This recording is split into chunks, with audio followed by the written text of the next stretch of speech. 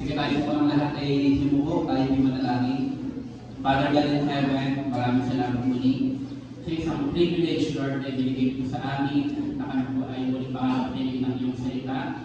And I pray, Lord God, na patuloy niyo po gawing matabang lupa ng aming mga pusong ito, na matamnan ng iyong salita, na siyang magbubunga sa amin at ma-apply po namin sa araw-araw ng aming buhay. Maraming salamat po, Diyos, sa pagkakataon ito na kami po ay magpuri ng kasambasa sa iyo, na ito po ay isang pagpapala para sa amin dahil ang kagalakan mo Diyos ay aming kalakasan, Panginoon. Maraming salamat po, Lord God, at sa magandang umagang ito sa iyo po namin pinagkakatiwala ang buong gawaan ito.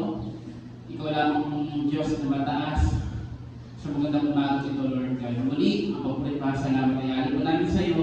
In Jesus' name, Amen and Amen. Sige, palakpakan natin mga Panginoon. Natatandaan niyo pa yung huling preaching natin, yung topic natin, yung topic ko last week, last Sunday. Ano yun, mga kapatid? It's all about the secrets of the heart. Amen? So, dahil sabi nga doon, ang sekreto ng ating puso, yun ang mag-determine ng ating future. So ngayon naman ay patuloy ko natin pag-usapan yung patungkol sa puso natin. Amen? Nandiyan pa ba kayo? Amen. So ngayon pag-usapan natin ito about heart pa din. Yan, follow your heart. Okay?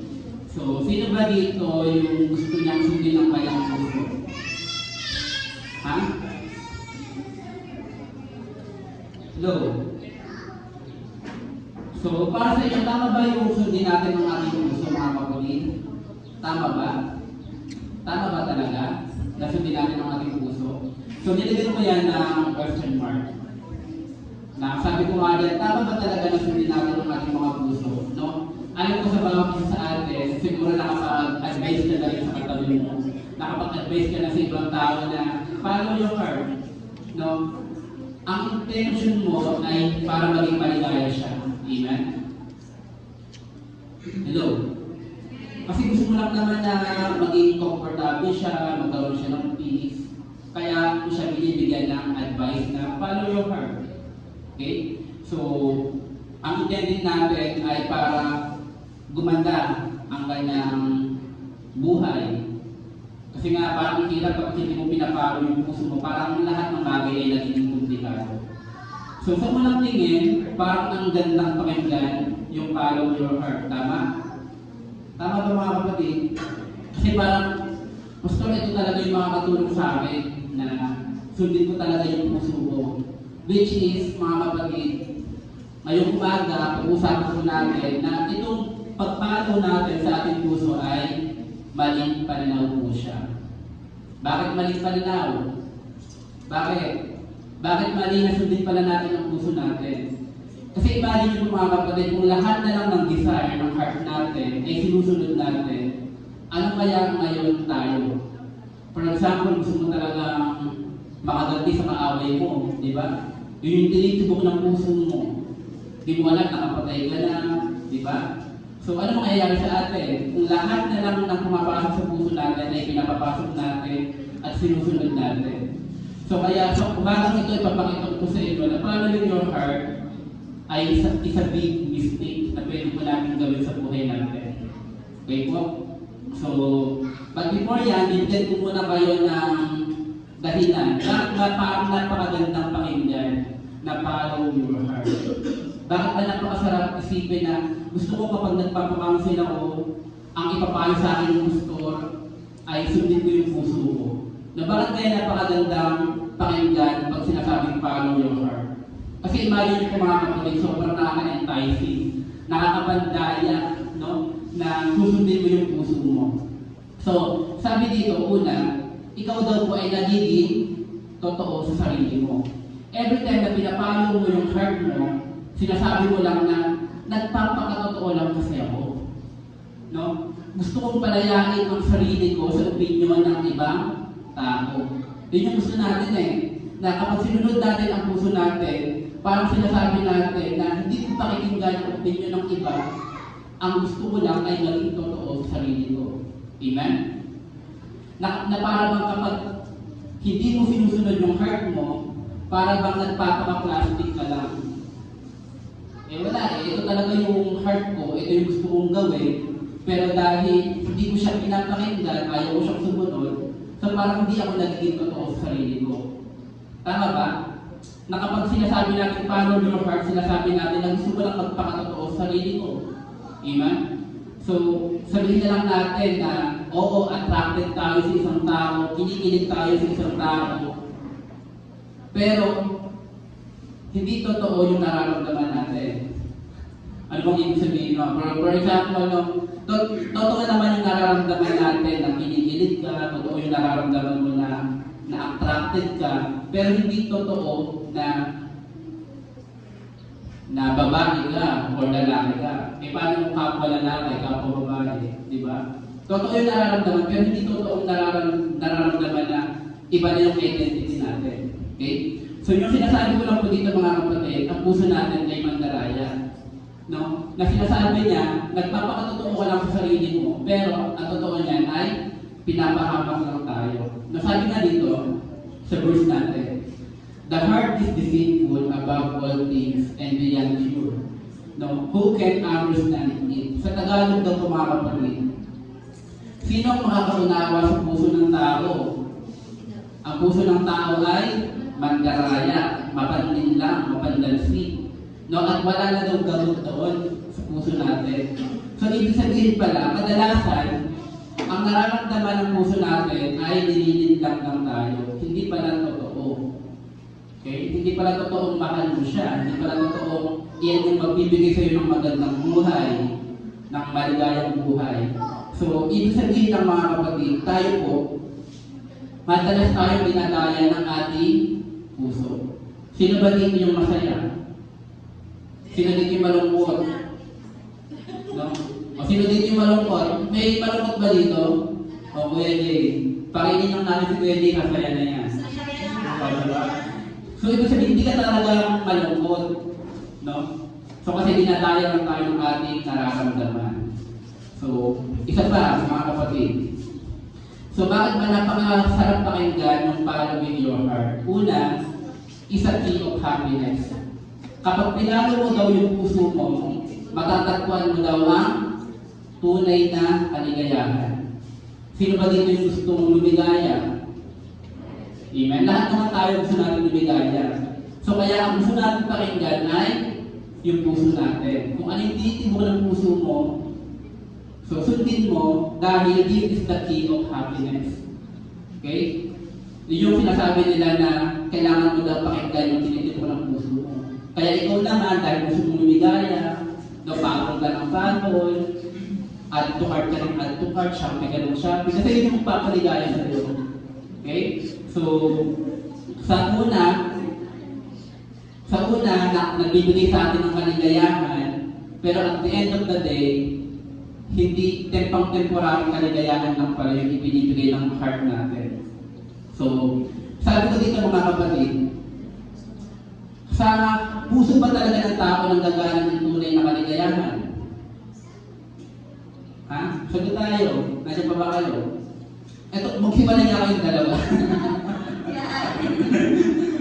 So, ito yung question mga kapatid. Yung heart ba talaga ang nagbibigay ng totoong kaligayahan sa atin?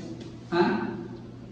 So, sabi po dito sa verse natin, for from the heart come evil thoughts. Okay? So, murder, adultery, fornication, theft, lying, and scandal. So, sa heart daw, hindi pala ito ang key of happiness natin. Hindi pala dito nagmumula ang totoong kaligayahan. Dahil sa puso daw natin, na sinasabi natin, na magbibigay sa atin ng totoong kaligayahan, is the same heart, na nanggagaling ang mga masamang kaisipan, murder, adultery, fornication, theft, lying, slander. So may nakalagay ba ditong kaligayahan, happiness? May nakalagay ba dito na becoming true to yourself? Diba? So walang nakalagay yan. Ibig sabihin, sa heart ng tao, hindi mo pala talaga totoong mararanasan ang kaligayahan natin. So, sa heart ng tao, wala talaga pala doon yung elements ng happiness. Parang pakinggan, no? Anyway, mga kapatid, sinasabi ko lang po dito na following your heart is not the key of happiness. Hindi talaga magbibigay sa atin ang totoong kaligayahan kapag sinusunod natin yung puso natin. No, what if ang gusto ng puso mo murder, ang gusto ng puso mo adultery, fornication. So sa una, magbibigay sa atin ng kaligayahan, but at the end of the day, destruction pala. Okay? So kasi sabi dito mga kapatid, sa heart natin, nagmumula ang evil desire, ang evil thoughts. No, kaya sabi po dito, but each person is tempted when they are dragged away by their own evil desire. Ang tao daw po ay natutokso kapag sila ay nagpapadala sa kanilang evil desire. So ang heart natin, merong evil desire, merong evil thoughts. Na kapag ang desire na yon ay lumaki, sabi doon, it gives birth to sin. Ang desire ay nagiging kasalanan. At ang kasalanan, kapag nag-full growth, kapag siya ay naging ganap, gives birth to death. In other words, kapag ang desire ng heart natin, nag-conceive siya ay pupunta ng kapahamakan, ng kamatayan. So wala talagang happiness kapag pinawag natin ang heart natin. Wala dito yung totoong kaligayahan. Okay? So dahil ang ending, distraction pala ang kakalabasan. So sabi pa dito, follow your heart is a good advice in making a bad decision. Kung gusto mo daw na makagawa ng malaking pagkakamali sa buhay, ng malaking desisyon sa buhay na mali, sundin mo lang daw ang puso mo. Sino ba dito yung gusto magkamali sa buhay? Di ba? So follow your heart is a good advice. No? Para makagawa doon po tayo ng malaking pagkakamali sa buhay. No? Kaya itama natin mga kapatid. Instead na follow your heart, ano ba ang dapat natin gawin? Ano ba ang dapat na gawin instead na follow your heart? Okay? Sabi dito, in Proverbs chapter 4 verse 23, ito yung pag-uusapan natin. Above all else, guard your heart. No? Bantayan daw po natin ang puso natin. Sinasabi lang dito ni King Solomon na kahit kalimutan mo na lahat ng itinuro ko, lahat ng pangaral ko, wag lang itong verse na to. Now, above all else, guard your heart. Bantayan mo daw ang puso mo. Bakit po mga kapatid? For everything you do flows from it. So, hindi sinabi ni King Solomon na follow your heart. Ang sinabi niya is guard your heart. Bakit daw? Kasi mula sa puso natin, kung bakit natin ginagawa yung ginagawa mo, lahat yan ay dahil sa heart natin.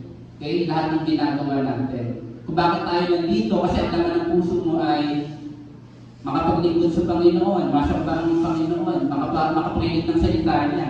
So, ang lahat ng ginagawa natin ngayon ay nanggagaling sa puso natin. Pero bago mo maging desire yan, kailangan pumasok muna sa puso natin. Kaya nga, bago ang isang tao, bago makagawa ng isang malaking pagkakasala, no, pumapasok muna yung desire. Kaya ang magandang gawin, bantayan muna ang puso. No? Guard your heart. Bago magkaroon ng desire. Okay? So pag-usapan natin about guard, about pagiging security guard. Ano ba yung primary job ng isang guard, ng isang guardia? Ano yung kadalasang ginagawa ng isang guardia, ng isang nagbabantay? Ha? Anong ginagawa? Nagbabantay ng pagkain? Ha? Natutulog? Ha? Saan ba natin nakikita ang mga nagbabantay, ang mga guardia? Sa CR? Sa entrance, di ba? Doon sila sa pintuan. Anong ginagawa nila doon? Kina-check nila ang lahat ng mga pumapasok doon. Lahat ng tao na baka may mga dalang bomba, may dalang mga bagay na pwedeng ikasira sa loob ng mall. Tama? Kapag meron gano'n, hindi nila papasukin yun. So gano'n din daw po ang sinasabi ng Bible na si heart, marami siyang nakikita sa labas. Ang question doon, papapasukin ba natin?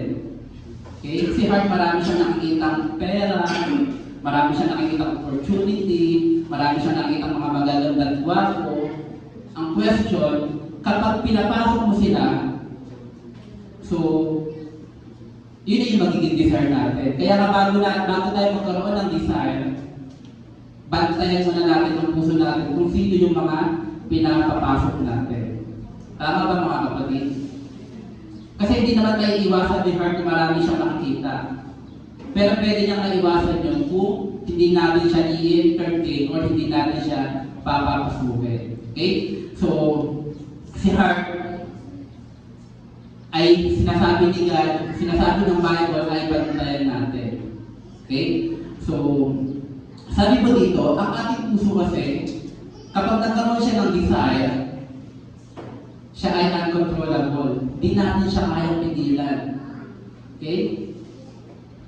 At kung ano yung gusto ni heart, dahil yun yung kanyang desire, yun ang dapat na mangyari. Kaya nga sabi ko nga kanina, bago magkaroon ng desire si God, bantayan natin yung puso natin. Ano ba yung dapat natin papapasukin? Kung papasukin natin yung paglilingkod sa Panginoon, yun yung magiging desire ni God. Yung magiging desire ng heart natin. Okay? So, si heart, marami siyang gustong gawin. Gusto kong yumaman, gusto kong magkapera, gusto kong magka-jowa. Lahat gusto ni heart. Pero bago siya magkaroon ng desire, bantayan natin. Ano yung dapat natin papasukin natin. Okay? So, si heart, kapag nung nakakita siya ng iPhone 18, no, hindi pa lumalabas sa kanya, lumabas na. No? So, kapag okay lang na makita niya, pero kapag pinapasok niya, i-entertain niya, gagawa na siya ng paraan para magkaroon. Okay? Is either mangungutang siya, mag-loan siya, installment, lahat gagawin ni heart kapag nagkaroon siya ng desire. Kaya dapat, binabantayan natin yung pinapapasok natin. So anyway, so lahat yan ay introduction pa lang. So ito pa lang yung ating topic, mga kapatid. Pag-usapan natin ang isang story sa Bible, no? Siya ay isang malakas na tao, walang iba kundi si Samson. Okay, pag-aralan natin yung kanyang story. Si Samson po mga kapatid, kung kilala po natin, siya yung naghati ng dagat. Siya ba naghati ng dagat? Ha? Hinowa pala yun, Hinowa. Ha?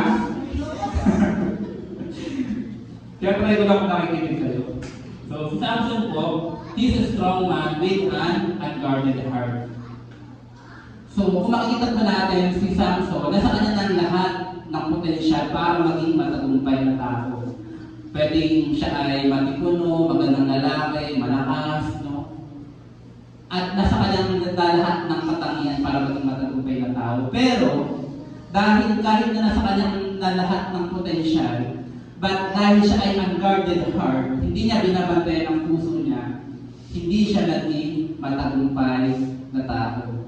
Kaya ganyan din tayo mga kapatid, kahit na maganda ang credential mo, kahit na maganda yung mga achievement mo sa buhay, kahit na matalino ka, maganda ka, pero kung unguarded heart ka naman, pwede kang mag-fail.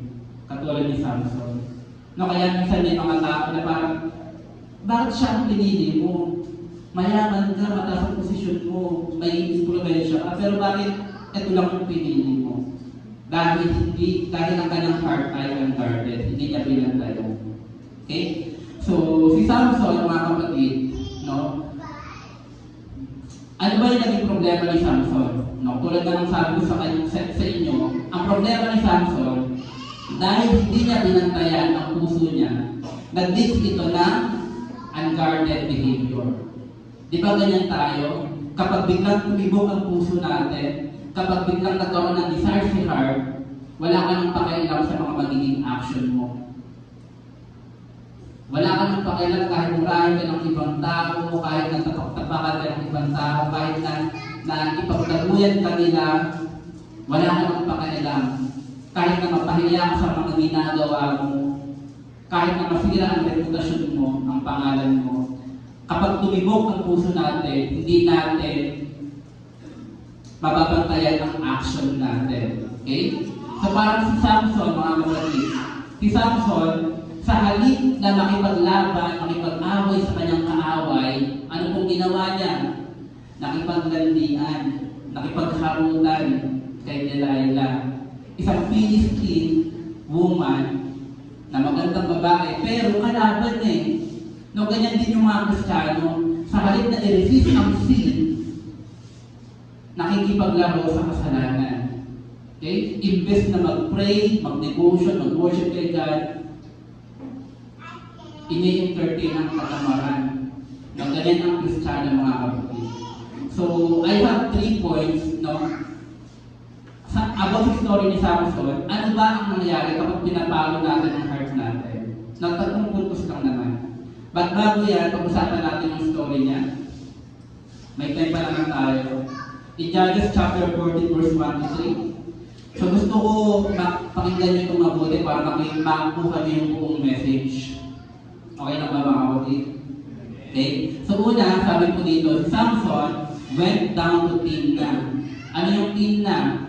Timna is an enemy's territory. Okay? Ito ay tirahan ng kanyang mga kaaway. Pumunta siya doon. Sabi doon, and so, there a young Philistine woman. So si Samson daw po, malamang siguro, may pinili lang siya, may pinuntahan lang siya.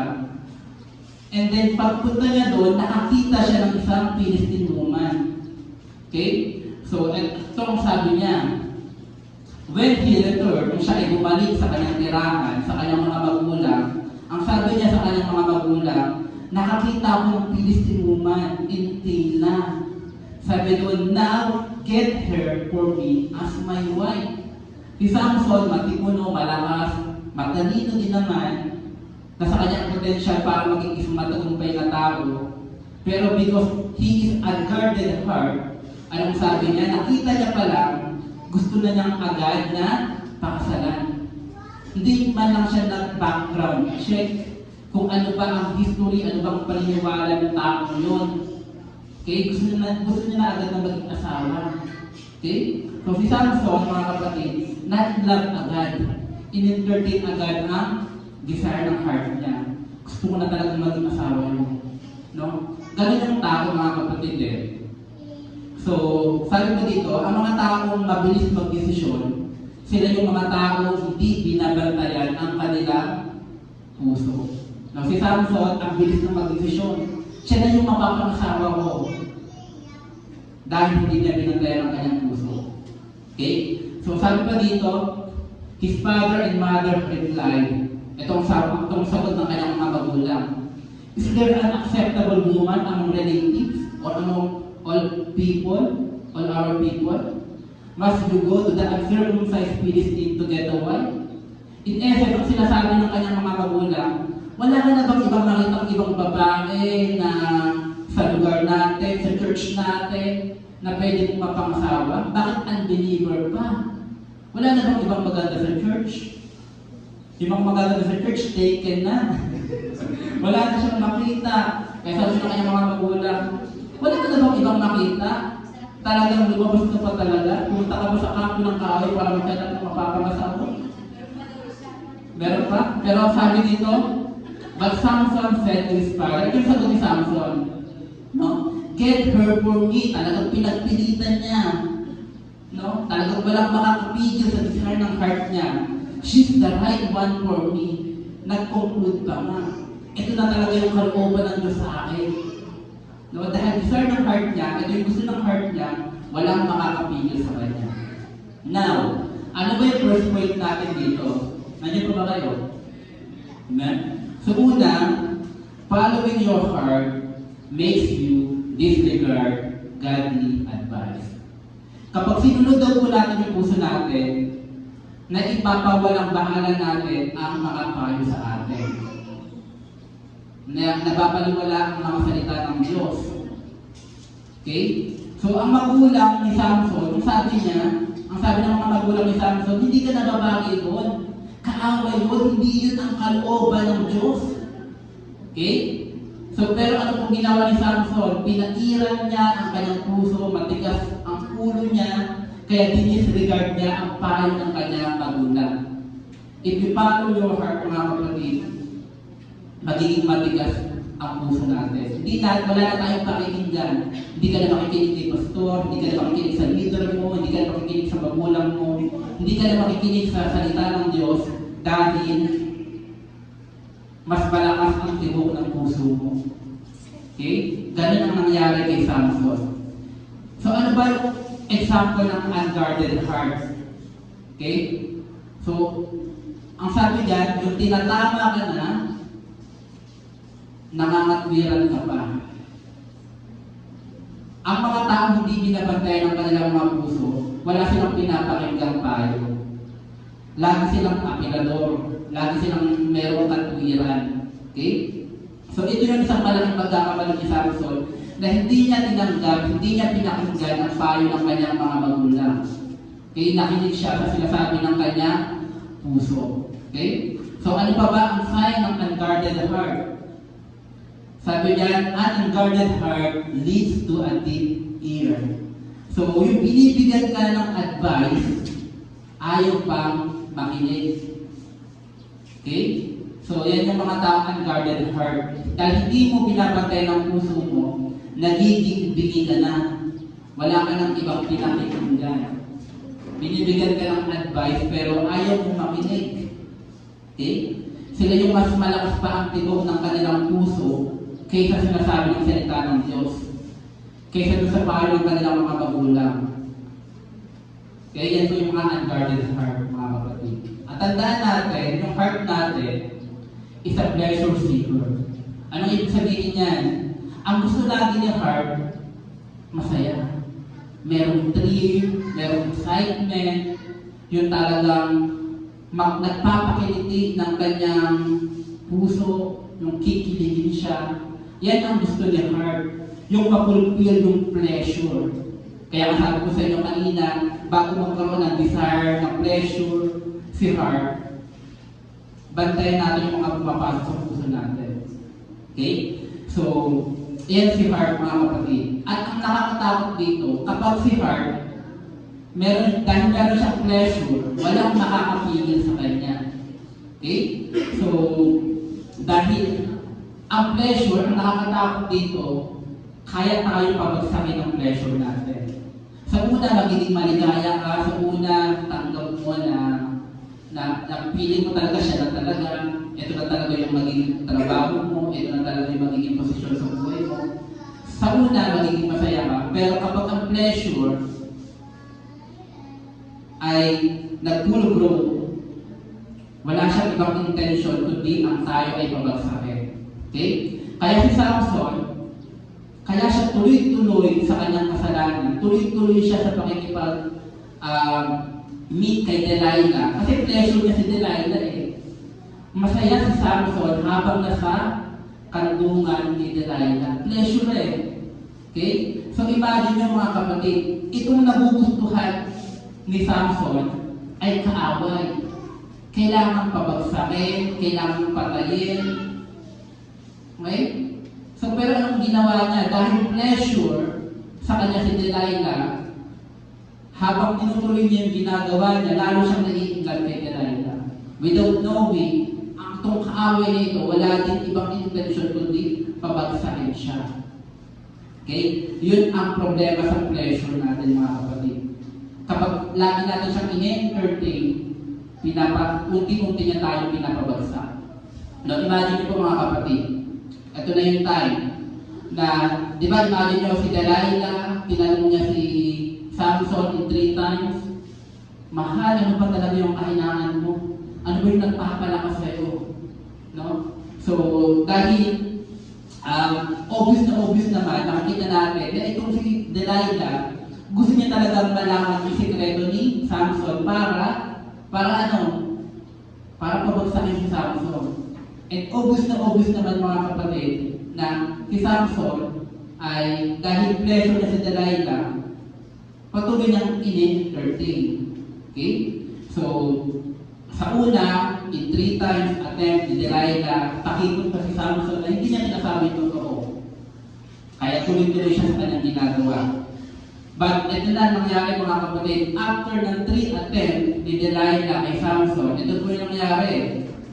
So, muling pagkakataon, sinabi na talaga ni Samson kay Delilah ang kanyang sikreto. Sabi niya, "How can you say you love me?" Paano mo ba masasabing mahal mo talaga ako, gusto mo talaga ako, maligaya ka sa akin?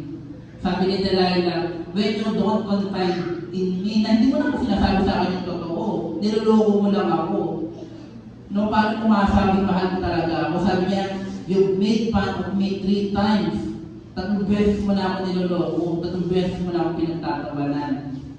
And you still haven't told me what makes you so strong." Okay? So nangyari, si Delilah, 3 times niyang tinanong si Samson, pero hindi sinasabi ni Samson ang totoo. Pero imagine nyo ha, mga kapatid, kung 3 beses ka lang pinagtatangkaan ang buhay mo, bakit hindi ka pa iiwas? Alam ni Samson na 3 times na siyang pinagtangkaan. 3 times na pinagbalangan ng kanyang buhay para pabagsakin siya. Bakit hindi niya pa rin nakikita yun? Alam niyo po yung kwento, mga kapatid, na dapat hindi na niya i-entertain si Delilah. Kasi 3 times na siyang niloloko eh. Okay? So ito po nangyari, mga kapatid. Dahil hindi mag-gets ni Samson, anong ginawa niya? Tuloy-tuloy pa din siya sa kanyang pleasure. So ito po nangyari. So si Samson, sabi dito, ang mga tao hindi nagbabantay ng kanilang puso, hindi nila alam kung kailan sila pwedeng madala. So si Samson, tinatanong lagi siya ni Delilah, hindi niya mag-gets yun. Bakit? Kasi unguarded heart siya. Hindi niya alam kung ano yung mga pwedeng mangyayari. Hindi siya nadadala doon sa 3 times ng pinagtangkaan ng kanyang buhay. So ito na po nangyari. She nagged at him every day. Kasi hindi nadadala si Samson eh. Pero itong si Delilah, dahil wala siyang ibang intention kundi pabagsakin si Samson, talagang hindi talaga siya tumigil. Pinipilit niya araw-araw na sabihin ni Samson ang totoo. So, and finally, told her his secret. So, dumating sa point na sinabi na talaga ni Samson. So, yan po ang picture ng convincing power ng pleasure. Kapag may pleasure ka, hindi mo alam, unti-unti ka niyang kinakain. Hanggang sabihin mo talaga yung pinakahinaan mo, at ito na yung time na makita ng kaaway ang kahinaan mo at para pabagsakin ka. So si Samson, patuloy siyang nag-give in, instead of resisting the temptation, he is giving in temptation. Dahil gusto niya ang pleasure. Na kahit na ano ang magiging kapalit nito, dahil gusto ko yung pleasure ko, gusto ko yung maging maligaya, okay lang. No, yan po yung convincing power ng pleasure natin. Okay? Na ipagpapalit mo na yung faith mo, ipagpapalit mo na yung religion mo, ipagpapalit mo na yung family mo sa pleasure mo. Okay? Yung kahit na binubugbog ka na, sinasaktan ka na, nilolowa na, eh, dahil mahal mo siya, tuloy-tuloy ka pa rin. No? Hugot. Pero wala naman akong ganun. So, ito na po nangyari, mga kapatid, sinabi na niya. So, my hair has never been cut. Sinabi ni Samson ang totoo, dahil sa aking buhok, ako ay lumalakas. Hindi pa ako nagugupitan. So, kaya nangyari, na-realize ni Delilah na talaga ito si Samson, finally, nagsabi na ng totoo. Kaya ano po nangyari, mga kapatid? Sabi niya, "Come, just this once more." Pinatawag niya muli yung mga Philistine na doon nadadakip kay Samson. Sabi doon, "She said, for this time, he has told me everything." Dahil sinabi na niya sa akin ng totoo, kaya maghanda na kayo. Ito na nangyari, mga kapatid. No?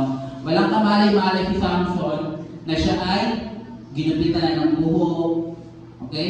So, at ang kanyang lakas ay nawala na.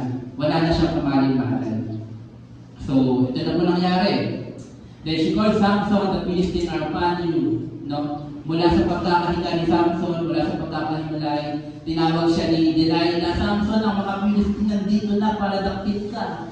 So, Si Samson, he awoke from his sleep and thought, ito yung iniisip ni Samson, I'll go out as before and shake myself free. Ipaisip po natin yung red letter. Okay? Sa Tagalog, ito po yung sabi sa Tagalog. Sapagkat akala niya ay makakawala siyang tulad ng dati.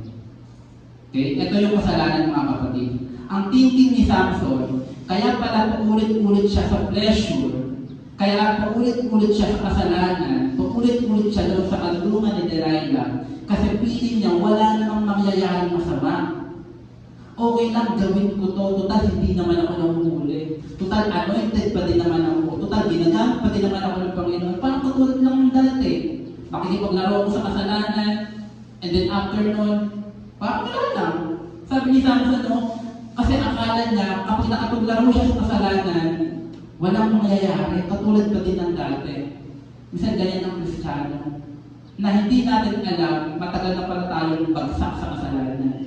Hindi ka lang nahuli, pero matagal ka nang bagsak sa kasalanan. Na parang okay lang na tumayo, kasi total, katulad pa din naman ang dati, pinagpapala pa din naman ako ng Panginoon, sinasamahan pa din naman ako ng Panginoon, anointed pa din naman ako, katulad naman dati. Kaya paulit-ulit siya sa kasalanan. Okay? So ito po nangyayari. So para sa kanya, pinabawi niya lang yung heart ko, so all is well. Walang mangyayaring masama. Pero hindi niya nare-realize mga kapatid na iniwan na siya ni Yahweh. Hindi siya iniwan ni Yahweh nung wala na siyang lakas. Pero nung nakipaglaro siya sa kasalanan, iniwan na pala siya ni Yahweh. Manifestation na lang ang lahat ng ito mga kapatid. So kaya at the end of the story, huli ng lahat, na-realize niya na hindi na pala siya sinasamahan ng Panginoon. Okay?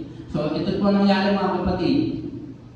Pangalawa, following your heart disables you in making sound judgment. Ito po nangyari kay Samson.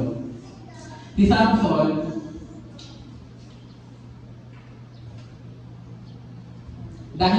dahil pinakinggan niya ang kanyang puso, hindi na siya makagawa ng tamang desisyon. Hindi na niya nakikita ang pagkukulang ni Delilah. Hindi na niya nakikita yung kasalanan ni Delilah. Hindi na niya mahusgahan kung sino ba si Delilah. Na siya ay masamang tao, siya ay isang prostitute, na walang ibang intention kundi pabagsakin siya. Wala na yung sound judgment. Hindi na niya kaya husgahan isang tao dahil tumibok ang kanyang puso. So kaya nagkakaroon tayo ng pananaw yung word na love is blind. Na kahit sino ka pa, kahit mahal kita, tanggap kita. Ganun si Samson, nawala na yung sound judgment. Hindi na niya nakikita si Delilah na mayroong masamang plano sa kanya. Hindi na niya kaya makapag-desisyon sa buhay. Okay? So, kapag puso talaga ang ginagamit natin, no, nalulugaw ang utak. No? So, ganyan ang nangyari kay Samson. Bakit? Because following your heart blinds you from danger. Kapag pinalo natin yung heart natin, dahil merong pleasure, at yung pleasure na yon ang nagpapabulag sa atin para hindi natin makita ang kapahamakang darating. Okay? Ang pleasure, nakakatakot yan. Kapag ang pleasure tumibok, kapag ang pleasure nag-full grown, hindi natin nakikita yung kapahamakang darating. Ganyan ang nangyari kay Samson. Habang nakipaglaro siya kay Delilah, hindi niya nakita na siya ay unti-unti nang humihina, unti-unti nang iniiwanan ni Yahweh. Hindi na siya sinasamaan ng Panginoon. Okay? Hindi niya alam na malapit na siya mapahamak. So, hindi na si Samson. Sabi ko kanina, ang heart natin is pleasure seeker. Gusto niya palagi ng thrill, ng excitement, ng kaligayahan. Okay? So, ito na po ang nangyari mga kapatid. Dahil hindi niya nakita yung paparating na kapahamakan. Ito na po ang nangyari. Then, the ministry seized him. Anong ginawa sa kanya? Bigla siyang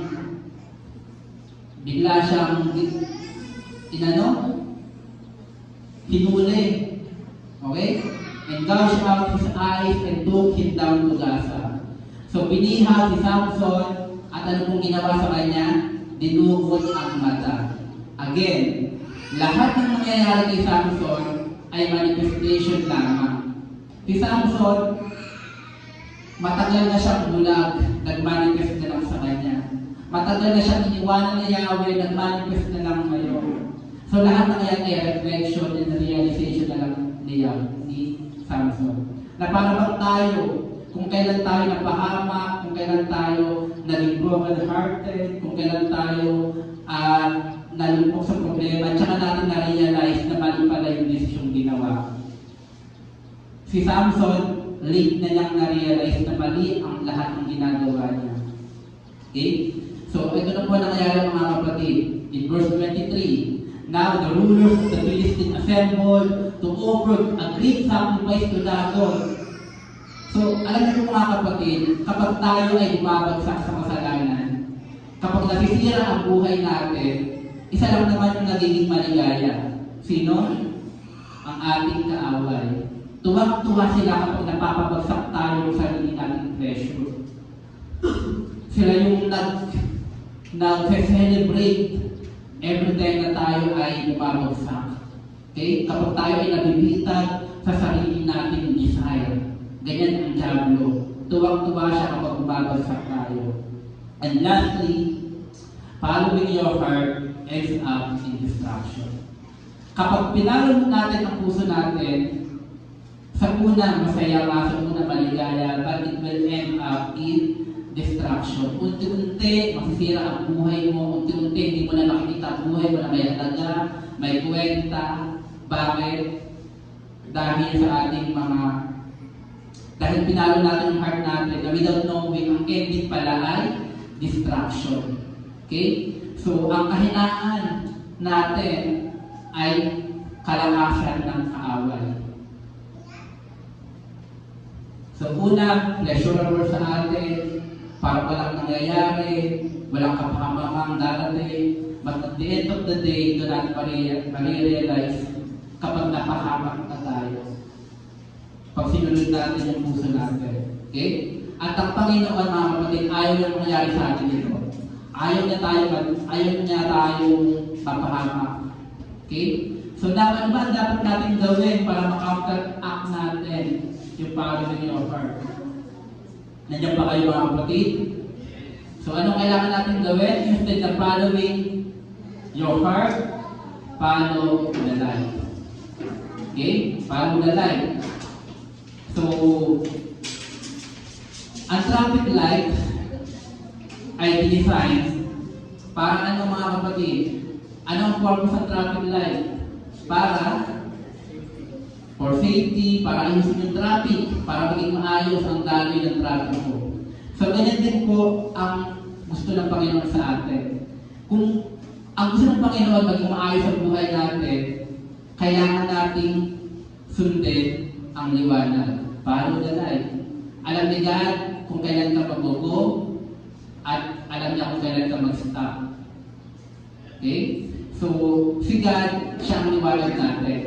Anong liwanag natin mga kapatid? Sabi dito, your word is a lamp to my feet and light for my path. Ang liwanag natin, ang magbibigay sa atin sa tamang direksyon ay ang salita ng Diyos.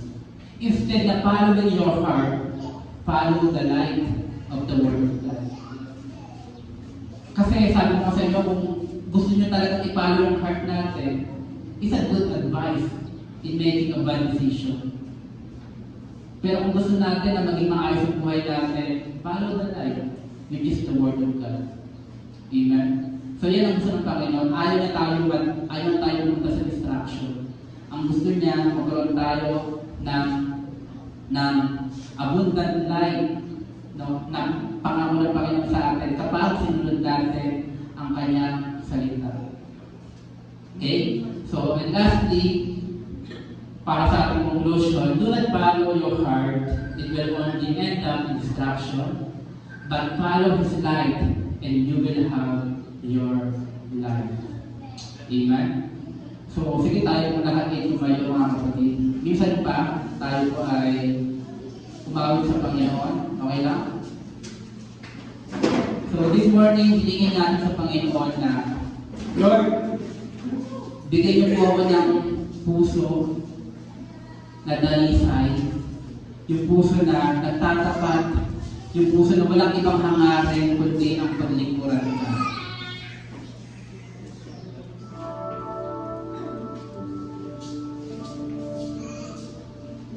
Kasi kapag ang puso natin hindi natin pinantayan,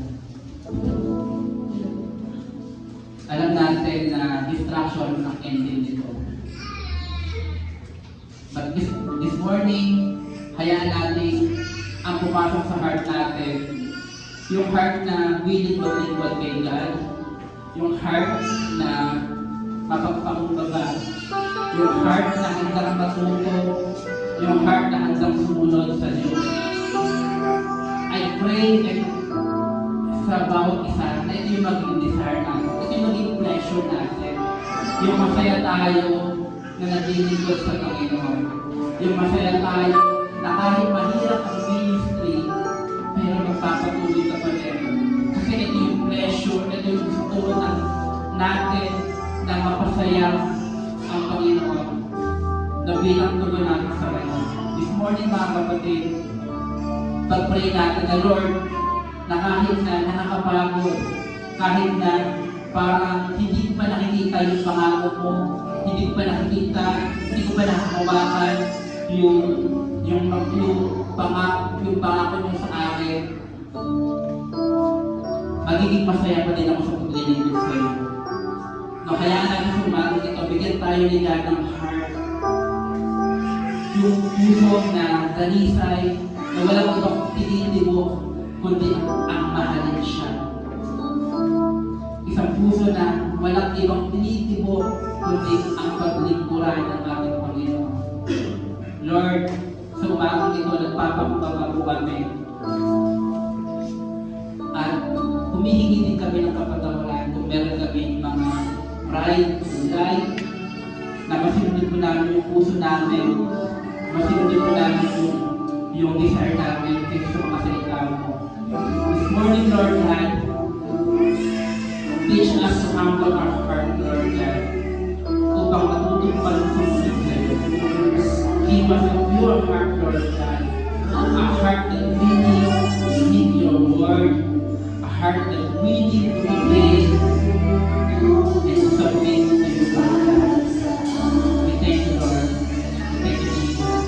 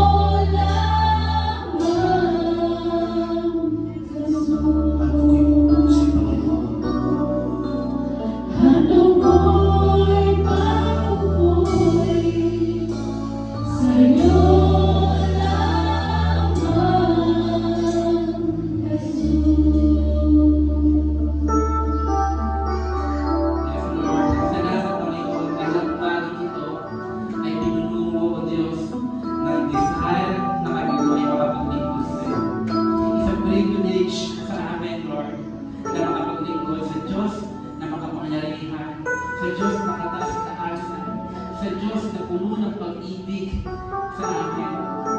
At sa umaga ito, Lord God, isang panalangin namin, O Diyos, kami po ay bigyan mo ng pusong dalisay, yung puso na laging nagmamahal sa iyo, yung puso na walang ibang tinitibo, kundi ang maglingkod sa iyo, Panginoon, na kahit wala na kami nakita, maganda sa paligid namin, kahit na may pagbiyo, kahit na may problema, kahit may pagsubok, Lord, hindi ka mapipigilan na aming pagsamba upang pasalamatan ka kung gaano ka mabuti, kung gaano ka kalakila sa aming buhay.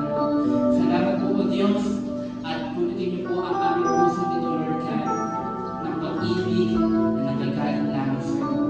Muli, salamat, Panginoon. Papuri ko ang salamat ay inaali po natin sa iyo sa pangalan namin ng aming Panginoon